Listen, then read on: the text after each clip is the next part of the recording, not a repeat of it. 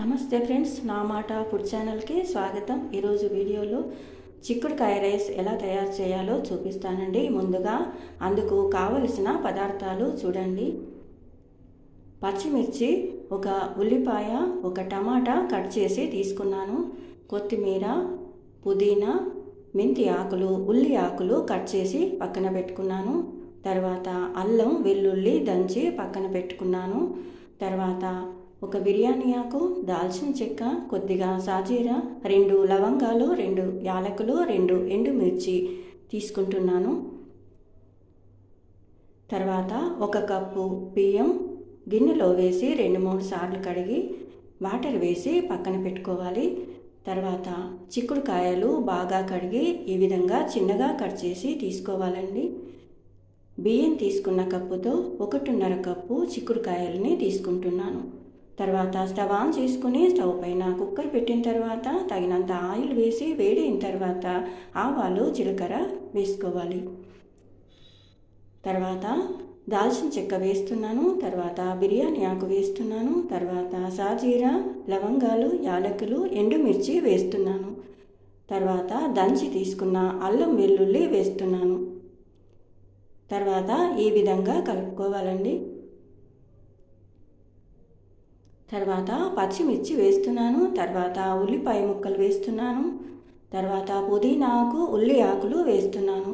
తర్వాత మెంతి ఆకులు, కొత్తిమీర ఆకు వేస్తున్నాను. తర్వాత ఈ విధంగా కలుపుకోవాలండి.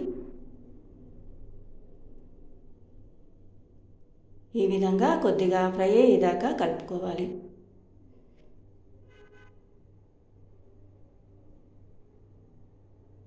తర్వాత టమాటా ముక్కలు వేస్తున్నాను. టమాటా ముక్కలు వేసిన తర్వాత ఒకసారి కలుపుకోవాలండి.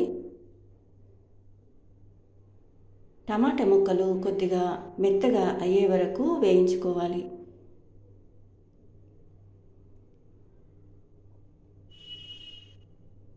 తర్వాత పసుపు వేస్తున్నాను.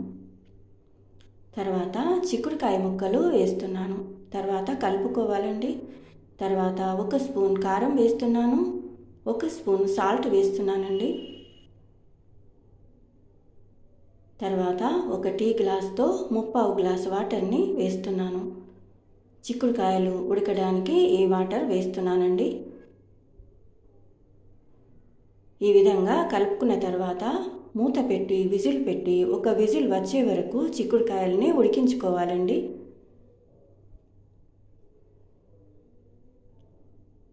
ఈ చిక్కుడుకాయల్లో ఎన్నో పోషకాలు ఉంటాయండి.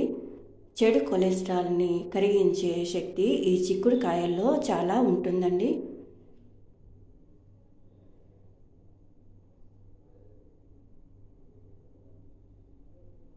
తర్వాత ఈ విధంగా ఉంటుందండి.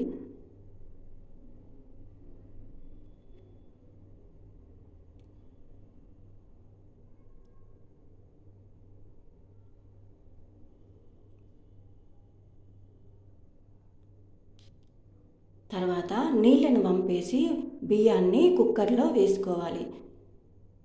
తర్వాత కొద్దిగా నెయ్యి వేస్తున్నాను. నెయ్యి ఇష్టపడేవారు 1 స్పూన్ లేదా అంతకంటే ఎక్కువైనా వేసుకోవచ్చండి. ఈ విధంగా కలుపుకోవాలి. తర్వాత వాటర్ వేసుకోవాలండి. 1 కప్పు బియ్యానికి 2 కప్పుల వాటర్ వేసుకోవాలి. కానీ చిక్కుడుకాయల్లో వాటర్ వేసి ఉడికించాను కాబట్టి ఇప్పుడు వాటర్ని తగ్గించి వేస్తున్నాను. 1 కప్పు బియ్యానికి 1.5 కప్పు వాటర్ని వేస్తున్నాను. ఈ విధంగా కలుపుకోవాలి. ఇలా తయారు చేసుకున్న చిక్కుడుకాయ రైస్ చాలా టేస్టీగా ఉంటుందండి.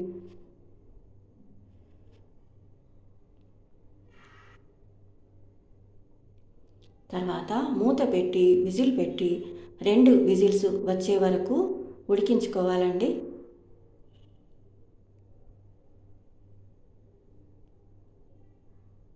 తర్వాత ఈ విధంగా ఉంటుందండి.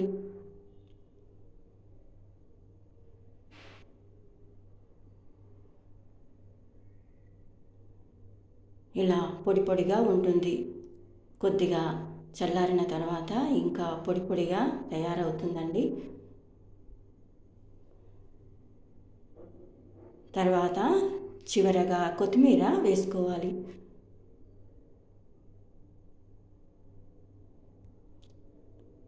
తర్వాత రైతాతో సర్వ్ చేసుకుంటే చాలా టేస్టీగా ఉంటుందండి.